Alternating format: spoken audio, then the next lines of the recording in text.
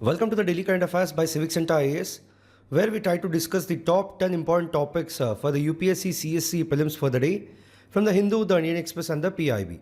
Displayed are the list of topics which we have chosen for today's discussion. The first article of the day talks about the mission Mausam. In this context, we'll discuss various aspects related to it. See, Mission Mausam is a national initiative by the Ministry of Earth Sciences aimed at transforming India into a weather-ready and climate-smart nation, focusing on improving the weather forecasting and strengthening resilience against the climate change and extreme weather events. Furthermore, approved by the Union Cabinet in 2024 with an outlay of 2,000 crore rupees for the Phase 1 during the years 2024 to 2026. Significantly, it is aimed at improving the weather observations, understanding the physical processes, and advanced forecasting models. Now, what is the need for this mission Mausam? See, India's complex tropical weather requires high resolution forecasts, especially for the small scale events like heavy rainfall, cloudbursts, and localized droughts. Furthermore, increased extreme weather events like the flooding, droughts, severe storms are making accurate forecasting more critical. Also, despite the improvements, weather forecasting accuracy can be further enhanced, particularly for the short term, which accounts to 1 to 3 days, and medium term, which accounts to 10 to 15 days forecasts, especially at the local levels. Now, if you have to look at the objectives of the mission, firstly, development of next generation weather radars, satellites, and high performance computing systems. Secondly, to improve the numerical weather prediction models and incorporate data-driven methods like artificial intelligence or machine learning. Thirdly, to improve weather management technologies, including rain enhancement and fog dispersal techniques. Then, to develop systems for real-time weather updates at panchayat level using improved forecasting tools and a decision support system for stakeholders. Now, what is the strategy for the implementation? See, firstly, technology integration, where it uses advancements in observational technology and AI or ML for precise monitoring of weather phenomena. Secondly, to establish 50 Doppler weather radars, 60 RS by RW, 100 distortometers, 10 wind profilers, 1 urban testbed and more. Thirdly, to improve the frequency of the nowcasting and quantitative precipitation forecasts. And lastly, to engage with academic institutions, industry, and international organizations for capacity building and research. If you have to look at the implementation mechanism, these are the key stakeholders of it. Now, what are the target beneficiaries? See, the initiative will enhance services for the public safety, agriculture, urban sectors, disaster management, and sectors like civil aviation, water resources, renewable energy, ports, health, defense, and academia. Significantly, a GIS-based decision support system will be used to automate and improve the weather-related advisory systems. These are the expected outcomes of the mission. The second article of the day says that the Government of India and the Asian Development Bank signed a $500 million loan to support green and sustainable infrastructure projects aligned with the country's climate commitments on 20th December of 2024. Furthermore, the ADB loan with a sovereign guarantee will be extended to the India Infrastructure Finance Corporation Limited. In this context, we'll talk about the Asian Development Bank. See, the Asian Development Bank is a regional development bank established in 1966 with a mission to foster a prosperous, inclusive, resilient, and sustainable Asia and the Pacific while working to eradicate extreme poverty. So, it envisions to achieve a prosperous, inclusive, resilient, and sustainable Asia and Pacific. Furthermore, the mission is to sustaining efforts to eradicate extreme poverty in the region. Know that there are 69 members to it, including 49 from within Asia and the Pacific and 20 outside them. Now, talking about its origins, see, conceived in the early 1960s as a financial institution within an Asia character to support economic growth and cooperation is in one of the world's poorest regions. So, initiated at the 1963 Ministerial Conference on Asia Economic Cooperation under the United Nations. Know that the headquarters is in Manila, Philippines. Know that it was established on 19 December of 1966 with 31 founding members. Significantly, the early focus was food production and rural development, reflecting the region's agricultural roots. So, what does ADB actually do? See, ADB provides a comprehensive support to developing member countries, promoting economic and social development through firstly loans, technical assistance, grants, and equity investments. Secondly, facilitating policy dialogues and providing advisory services. Thirdly, co-financing operations with official, commercial, and export credit sources. Now, what are the strategic focus areas of it? See, the strategic focus areas of it are outlined in the Strategy 2030 midterm review, where the areas include firstly, climate action, secondly, private sector development, thirdly, regional cooperation, public goods, then digital transformation, and lastly, resilience and empowerment. The third article of the day says that just as it had started, the ISRO will end its with key SpaDeX mission, the launch of two small satellites to demonstrate docking in space at 9:58 p.m. on 30th December when the first launch pad at the country's only spaceport at Sriharikota. In this context, we'll talk about the SpaDeX mission. See, SpaDeX is a mission initiated by the ISRO focused on mastering in-space docking technology. Significantly, the mission aims to demonstrate the ability of two satellites to dock and undock while in motion in orbit around the Earth. Talking about the importance of the mission, see, the in-space docking technology is crucial for the future space operations, particularly for the satellite servicing and for constructing the space stations. Furthermore, the docking in space allows the spacecraft to link up after being launched separately, enabling more complex and long duration space tasks. Also, this technology will be integral to the operation of the Bharatiya Antariksh Station, which is India's planned space station. Talking about the other details of the mission, see, the launch date was decided to be 30th December of 2024, which is scheduled for the PSLV C-60 mission. So, the two satellites, Chaser and the Target, will be launched into a 470 km wide circular orbit at a 55 degrees inclination. Know that the satellites will follow a local time cycle of approximately 66 days. Furthermore, the spacecraft weighs around 220 kg each, where the Chaser and Target satellites will demonstrate docking maneuvers, which is the primary objective of the mission. But there are other secondary objectives of the mission too. So after the docking is achieved, the two satellites will move on to secondary objectives, which include transferring electric power between the docked spacecraft.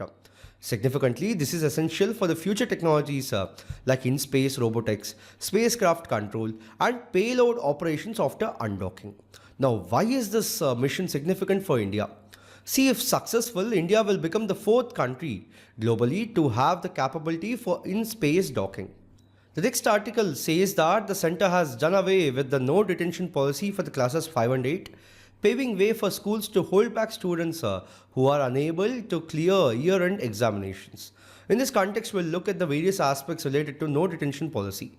See, this no detention policy states that no child admitted in a school shall be held back in any class or expelled till he or she completes elementary education, which is up to class 8.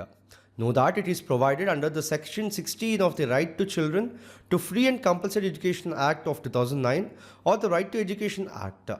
So why was this no detention policy introduced?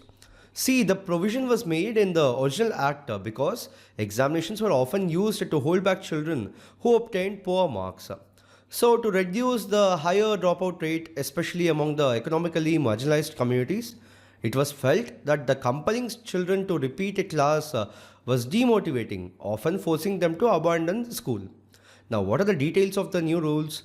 Firstly, with respect to the policy change, if a student fails to meet the promotion criteria in the regular exam, they will be given 2 months of remedial instruction and re-examination. If the student fails the re-exam also, they may be detained. No student will be expelled until the completion of class 8.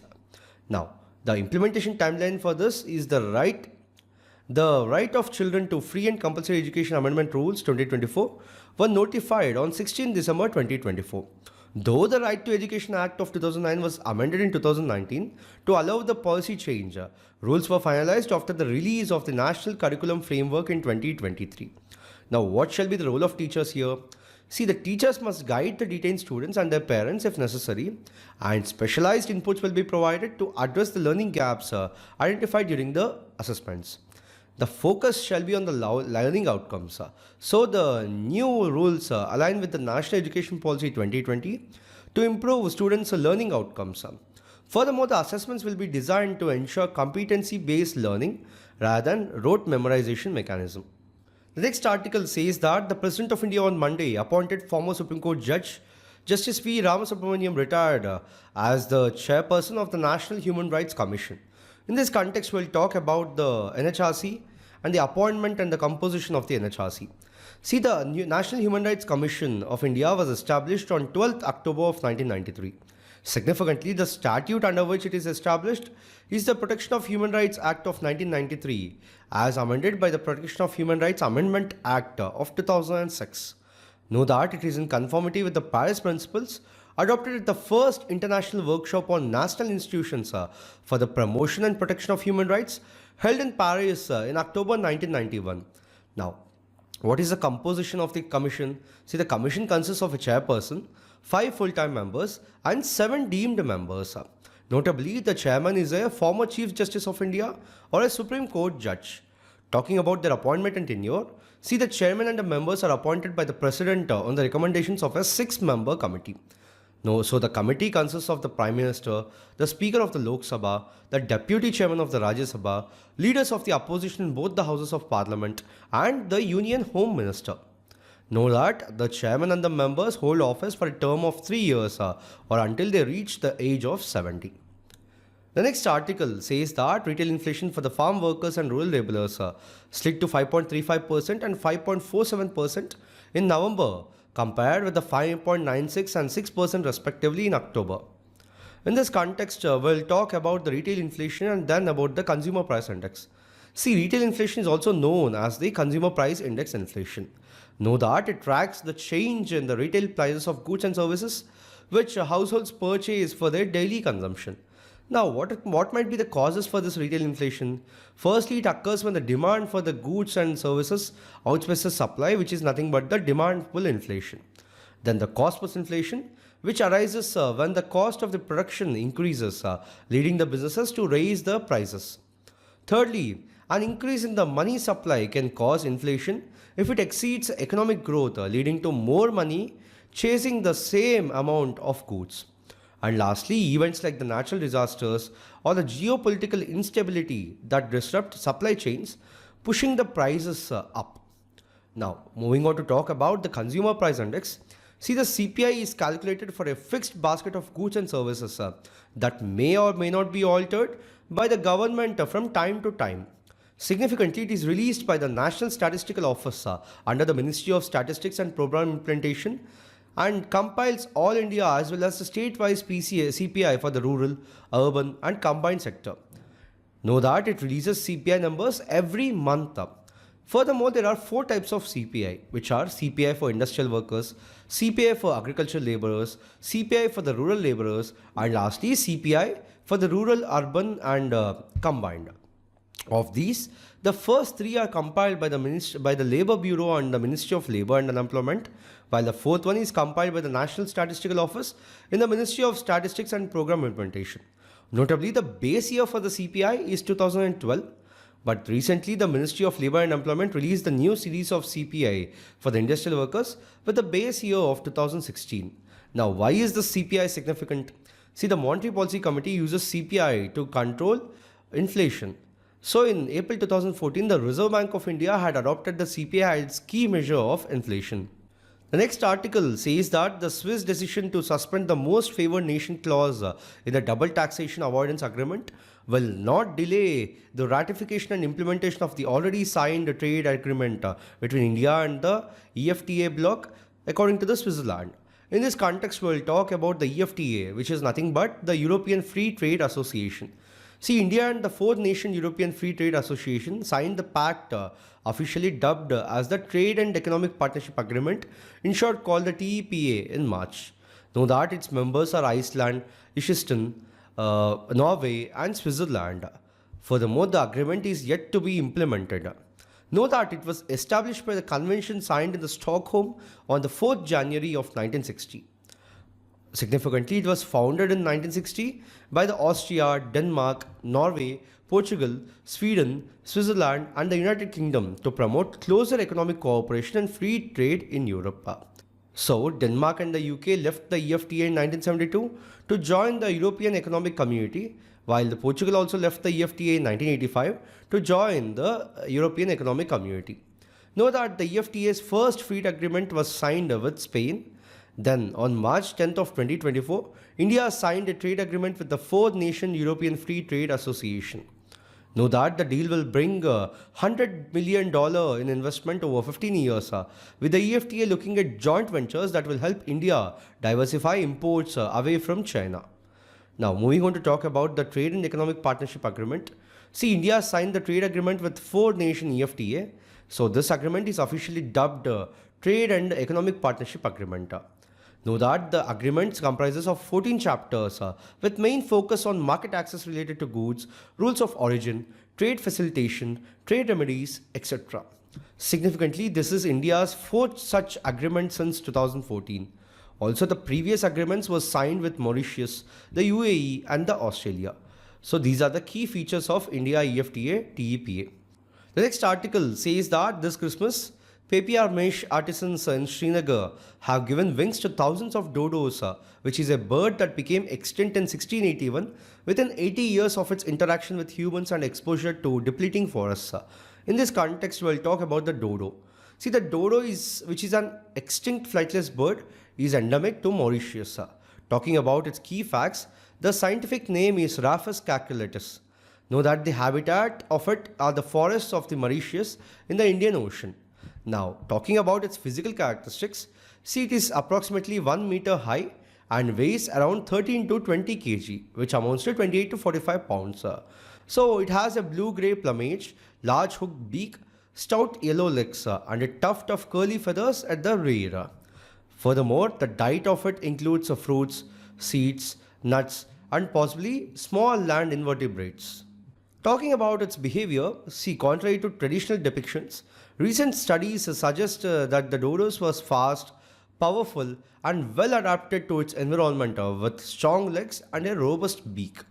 So, the modern genetic studies have sequenced the dodo's complete genome and said that the Nicobar pigeon is identified as the dodo's closest living relative based on the genetic analysis. So, the bird's image has been reconstructed through old drawings with a notable depiction in a Mughal painting by Ustad Mansoor, commissioned by the Emperor Jahangir. Significantly, the painting discovered in the Hermitage Museum portrays a slimmer and the browner bird, believed to be more accurate as it appears alongside identifiable species. The next article says that Prime Minister Narendra Modi has asked all union ministers to attend the public events to be held to distribute 57 lakh property cards among a dozen states and UTs on December 27th under the Svamitva Scheme, which is a central sector scheme. In this context, we will talk about it. See, the Svamitva, which stands for the Survey of Villages and Mapping with Improvised Technology in Village Area scheme, was launched on National Panchayati Raj Day, which is 24th April of 2021. Notably, it is a central sector scheme. So, it was launched after the successful completion of the pilot phase of the scheme in the 2020-21 in 9 states. Now, why is it significant? See, it seeks to give ownership of the property in the rural inhabited areas by mapping land parcels using drone technology and providing a record of rights to the village household owners with the issuance of legal ownership cards to the property owners.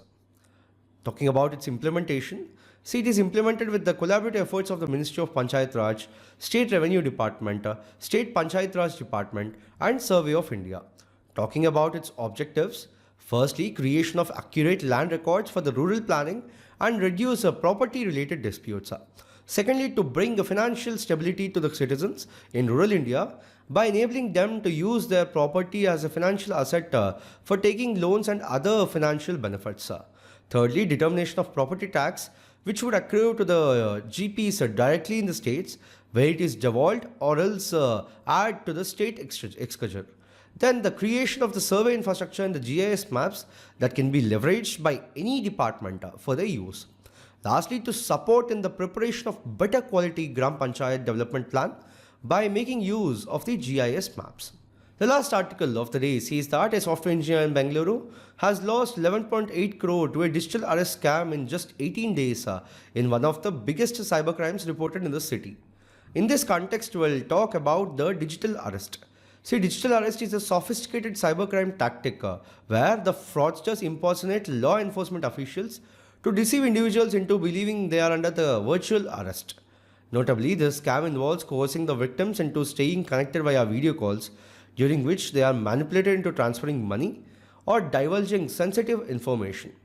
Talking about its modus operandi, see, firstly, the scammers contact the victims, often posing as officials from the agencies like the CBI, Enforcement Directorate, or the local police. Then the victims are falsely informed of their involvement in serious crimes such as money laundering or narcotics trafficking. Thirdly, the victims are coerced into continuous video communication, effectively placing them under a digital arrest. So, under the guise of avoiding physical arrest, victims are pressurized to pay substantial sums of money.